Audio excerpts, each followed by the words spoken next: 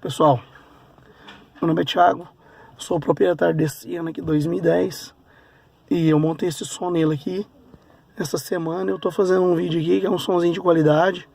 Aqui na frente tem um kit 2 vias de 6 polegadas, aquele Bravox CS60K, tweeter de Neo Medium, e o cone dele é de Kevlar. Pra quem não sabe qual que é, aquele kit 2 vias da Bravox, um amarelinho. E aqui atrás, aqui na tampa traseira ali, tem um Pioneer, um parzinho de Pioneer 6 polegadas,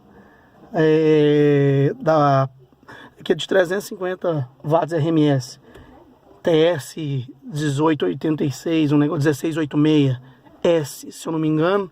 Mas eu vou deixar a descrição aí no vídeo aí abaixo. Um sub lá na mala de 12 da Pioneer de 400, né? Tem também uma banda 9.8. E eu vou soltar a música aqui pra vocês verem aqui como é que ficou a criança. Bom, vamos lá. I put a spell on you because you're mine.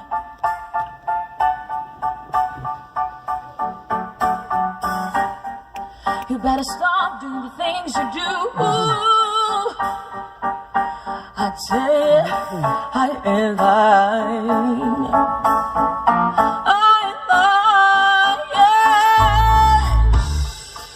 I can't stand it, you're running around, you know better than it. I can't stand it, cause you bring me down.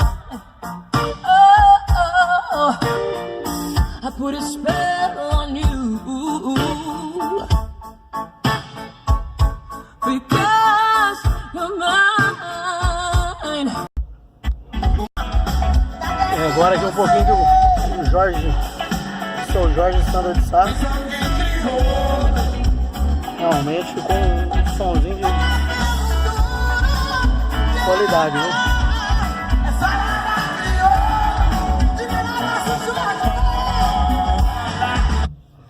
Então aí, pessoal, os tweeter ficou ali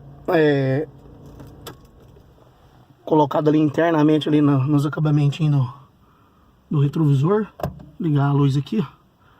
Mas não vai dar pra enxergar porque tá de noite aqui agora. Aqui, ó. Fica um tweeter do outro lado do outro.